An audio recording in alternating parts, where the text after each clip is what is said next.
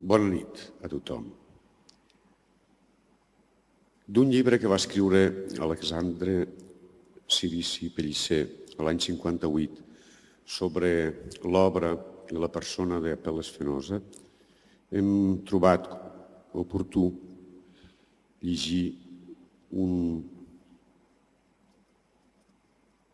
una part d'ell que fa referència a Fenosa, preguntant qui és l'home Fenosa.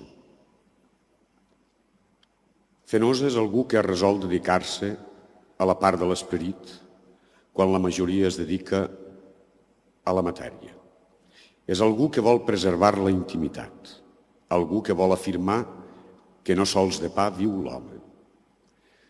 Algú que, com el petit prince de Saint-Exupéry, sap que les coses més importants són aquelles que no es veuen.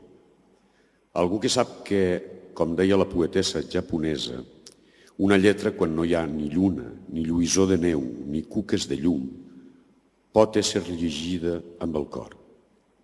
Algú que afirma que no hem vist mai un esperit sense matèria, però sí matèria sense esperit, que demana tranquil·litat, que creu que l'estridència ve de la vanitat de no saber, que sap que quan més coses sabem, més humils som, perquè al pujar més en l'aire es veu l'horitzó cada vegada més lluny, que sap que, com més home és al cim, més home és modest i deixa d'expressar-se de manera feridora, que vol apartar del seu treball les idees preconcebudes i deixar que flueixi tot sol aquell que ell anomena l'estat de gràcia, que creu que per rebre aquest estat cal una puresa que només s'obté treballant i encara només quan es treballa creient-hi.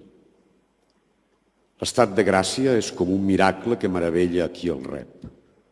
El mateix escultor es sorprèn cada vegada de que aquesta força broti súbitament entre les seves mans, com el meravellen les coses de cada dia, el sol fet de ser vivent o el fet de tenir la seva dona.